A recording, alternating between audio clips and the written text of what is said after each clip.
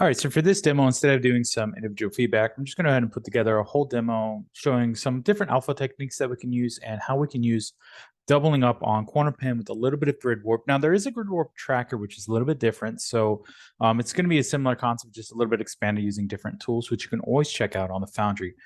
But let's dive into kind of how we're going to build it. So in this particular demo, we will be using this plate. If you're a portfolio student, I don't recommend using this plate after that, except for the student, that I'm currently doing the feedback for, just because you're basically following a demo at that point. But let's dive into just a little bit of how we can set that up. All right. So the first thing we need to do with this old TV like this is we're going to need to get some CornerPin done, which of course, let's dive into that. So we're going to talk about the integration here in just a minute. So I'm going to go ahead and disable that for just a second, along with the GridWarp. So the way we're going to set that up is here's just the color bars. At 1080, you can use whatever you want as far as whatever resolution, or if you want another comp in there. This is pretty much where all of your comp is going to live. And keep in mind, I'm working on an EXR plates. Now, the first thing we want to do is actually add this to CornerPin. Now, the double CornerPin idea, when I have a tracker, all right, we're going to go to that tracker. We're going to spit out a corner frame. Ooh, okay. What we actually want to do is we want to have two corner pins. So the first corner pin is going to be dealing with our perspective, our transformations, all that stuff. The second corner pin is going to make sure everything is in place. So how do we set that up? So let's go back over here. And let's do a little bit of a merge. I'm going to use the screen operation for the merge for now. Clear all that. Come on, viewer. Oh, that's right. Okay, and we'll do a screen operation. Screen. Okay. So again, let's take a look. Here's my first corner pin with all of the tracking. Here's the second corner pin. So what are we going to do with this corner pin? First thing I want to do is just close everything, and I'm going to dive into this corner pin. I'm going to come to from. I'm going to set to input, and I'm going to slide over to this one and copy from. Now what's going to happen is all of the 4 points of this corner pin are going to be in the 4 corners that I want. Now here's the deal. We want to make sure we only have one corner pin in, because otherwise you may start to adjust things that you don't want. What this allows us to do is actually control the image. And again, keep in mind that it's going to be tracking. It's going to be averaging based on the track. So, we wanted those nice solid corners so we get good corner pins. So now we can just take this and we can start to place our TV right about where we want to. So we're going to just take some time, zoom in here, and I'm just going to go ahead and try to line up the perspective the best as possible. Now, keep in mind the TV like this, it's going to have a little bit of warp to it, which we're going to fix in, on a little bit later. And I'm just going to go ahead and slide in there and try to mimic this as best as possible. Just trying to get the perspective looking, pretty good. Now, it's not going to fit quite perfectly, but this is where GridWarp comes into play. So now we can bring our GridWarp in. And notice my GridWarp, as I'm viewing it from the merge node, is going to be right in place. What that allows us to do is make the adjustments we need to get that kind of rounded feeling to our placement.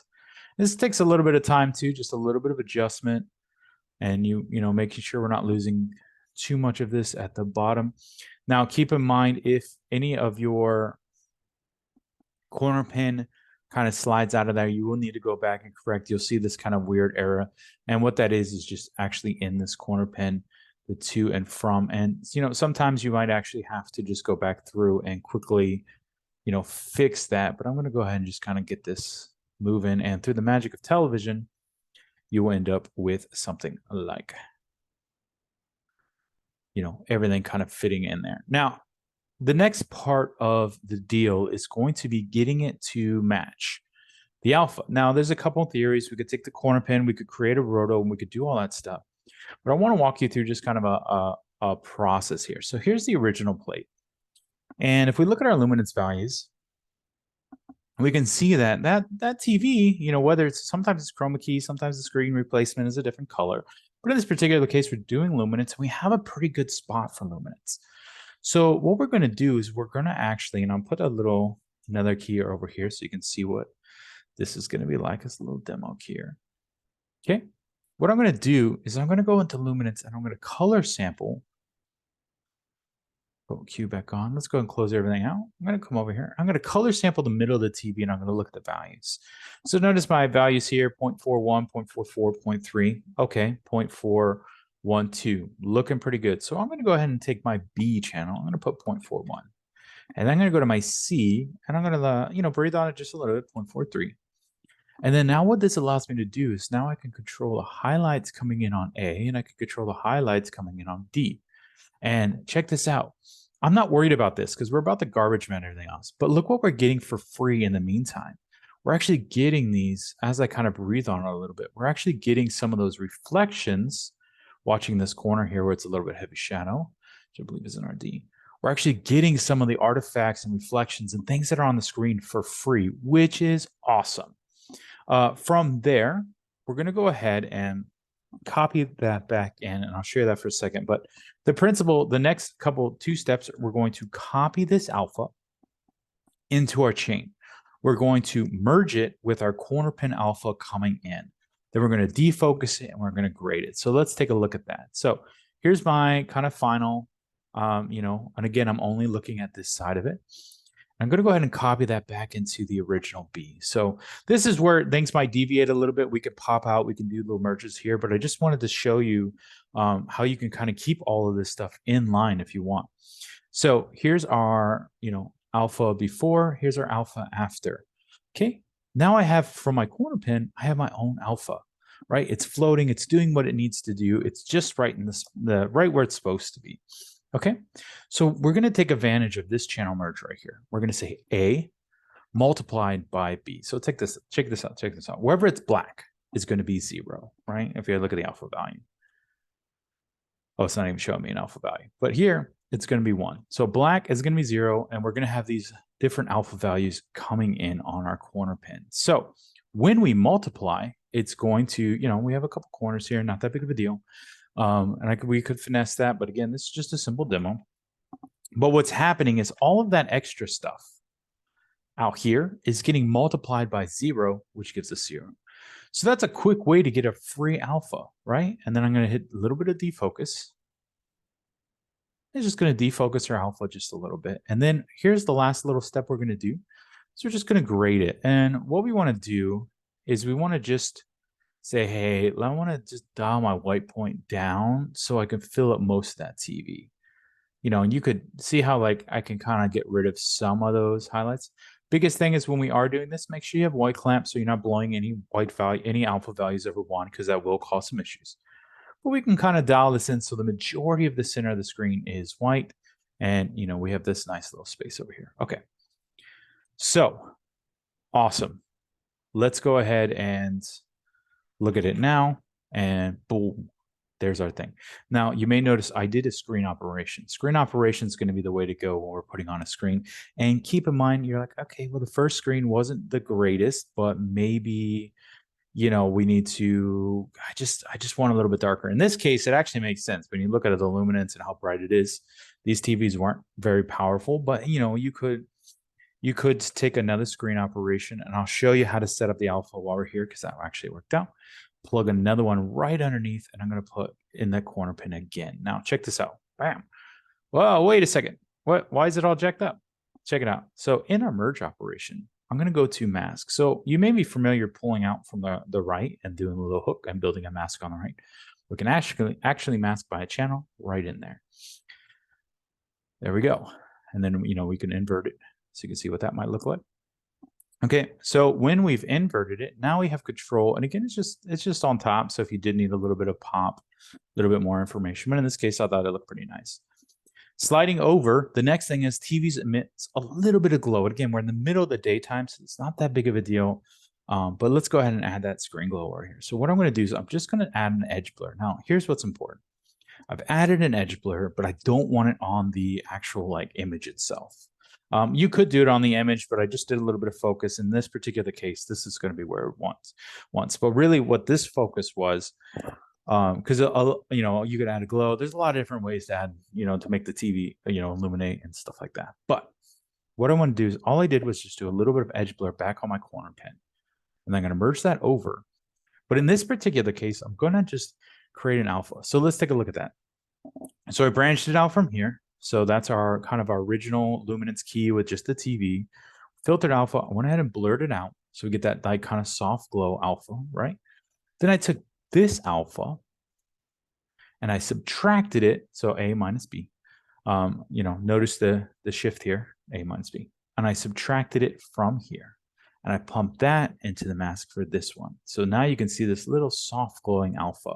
So what happens is at the end, we'll get just a soft kind of edge bleeding off of that TV, right? So here's before, after. So you can kind of see it kind of illuminating some of those shadows there. What's nice about this particular setup with the screen is we're going to get the noise back on top. So you're not having to denoise and renoise. Depending on what you're working on, you may need to do some noise management. But in this particular case, because we're doing a screen, we're getting a lot of that stuff for free. I mean, it might be a little bit adjusted, but not to a point that I would consider, we would need to dive into that. But, there may be different opinions. Once that's done, now just the integration process. So you're familiar, you may be familiar, hopefully. Oh, there's my GridWarp. Put that back on. Making sure to go through the Foundry technique. We're going to grade the contrast. We're going to grade, the color temperature. We're going to set our black levels, and I just add a little bit of defocus. So I'm going to do that all from down here in the QC zone. Now, one of the deals with this TV, so I did pop it a little bit so they'll be a little bit more prominent. And with the color bars, we just have it's just white, right? So we're going to have to make sure we're watching our waveform when we're working. Now, if you're working with white, obviously you're going to have to do a little bit more finesse. But the key is next thing I'm going to do is I'm going to go ahead and add a vignette. And here's what that looks like. It's just a radio with a transform. And then you can place that transform. Let's leave this. When I take my transform and I can move that, you kind of see what that looks like. Okay. And if I make this a little bit more apparent, you can kind of see moving that. And you could blur, you can do all that stuff. But you're going to get that nice feather as it is. So I just want to kind of highlight we're looking at the TV there. Okay. Then a series of color corrects. So this color correct right here is just going to be handling contrast, gamma. You have control over the midtones. You have control over the highlights. This color correct right here is actually doing some of the color work. So I'm using the midtones and the shadows. I've added a little bit of blue to the shadows. I've added a little bit of orange to the, to the highlights, to the midtones rather, to get a little bit more warm contrast, green contrast kind of back in there. And then this color correct right here, its only job right now is just to kind of make sure we're not pushing any of those whites. And let me show you this with this color correct. Okay. So with this particular first color correct, what I can do is we have contrast, gamma, gain. So as we gain up, we're going to obviously get a little bit more bright, and we have a lot more control now that is in there. So we can, build ourselves some really good looking contrast from here. And then you also have control over your midtones. So you can actually gain down and gamma, and then you can actually take your midtones, gain those up to kind of fill that box, adjust your gamma and your gain accordingly. Actually, I think that gamma is probably a little too much. Let's just see if we can give it a little bit more contrast. So notice when I gave it more contrast, my highlights kind of got killed there. So I could take my gain. I can just pull my highlights down a little bit. Again, there's just a lot happening with the different colors because we're using color bars, but it's a good example because then we can say, okay, well, maybe we pumped that contrast too much. Maybe we could take our gain down. And what I want to make sure is that none of my whites are blowing past here. And again, take this, I could now kind of push up with my midtones a little bit more, kind of messing with the gamma and the gain until I can, kind of finesse it to where I want. And here, we just had that one red box that's kind of blowing too much. So I'm just going to say, hey, can you down that down just the smallest bit? And again, we have control of this. But this is a tutorial for another time. But that's just a little bit of color management, making sure we're not blowing past our whites. And we can always add a clamp at the end just to kind of help us out. And keep making sure maximum clamp too. Let's just do like 0.99. Just to make sure we're not pushing past that. Now, another scope to keep in mind here is if we go to Windows, new scope, vector scope, we want to make sure none of our colors are blowing past our safe zones, which are all right here. And you can see kind of the pops there.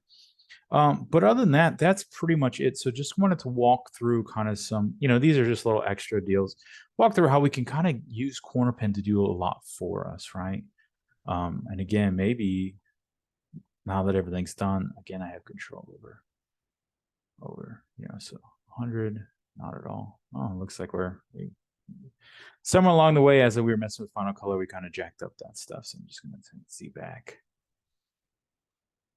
See back. So that one was the bigger push. But, from beginning to end, we just have whatever we're going to go to in here. The key is, again, here's our integration, which you will pick up in just a second. The key is, of course, our first CornerPin. That's going to be from set to input, copy from. Now, this one controls the actual placement of it. Okay. The second CornerPin is the one that has the tracking information. So keep in mind, when I put 4 to 4 or we get this close, it's going to look at the range of the CornerPin next to it. So that's going to give you your tracking information. Once that's done, it's just a simple matter of kind of effects and things like that. And I'll walk through this one more time with the CornerPin. We have an alpha of the CornerPin. Everything else is black. We're going to add that into our luminance key, right? We're going to luminance key or chroma key or key light the color of the screen just to give us the closest possible result. And again, we're using this technique where we're setting B and C fairly close together so we can gauge all this stuff. We're going to copy that back into the stream. You can also work on the side like I did here, but for this particular example, we can copy that back into the alpha, run it through a channel merge operation, which is going to garbage mat out the stuff that we don't want. Add a little bit of defocus. We're going to grade it up just so our whites are there. Most important thing with an alpha is make sure you have white clamp on. Slide on down. We're going to add that as the mask for the screen by selecting it here, RGBA alpha. And then from here, I'll just say, I did this, blurred it, channel merge to move out the little TV out the way. And then I have that little bit of soft blue coming in, which is just a simple edge blur over here in this particular case. And that's about it. There's a lot more things we can do, different effects and stuff, but keep in mind that pretty much is now all going to live up here. So you can have a whole comp here, living up here, doing what you need to do. And then at the end, we're just doing a little bit of final integration, some color, just to make it kind of work at the end of the day. So hopefully that will help kind of set up on some ColorPin stuff on how we can get some really cool looking shots, really technically proficient shots with using a lot of different techniques that are super useful as you go. All right.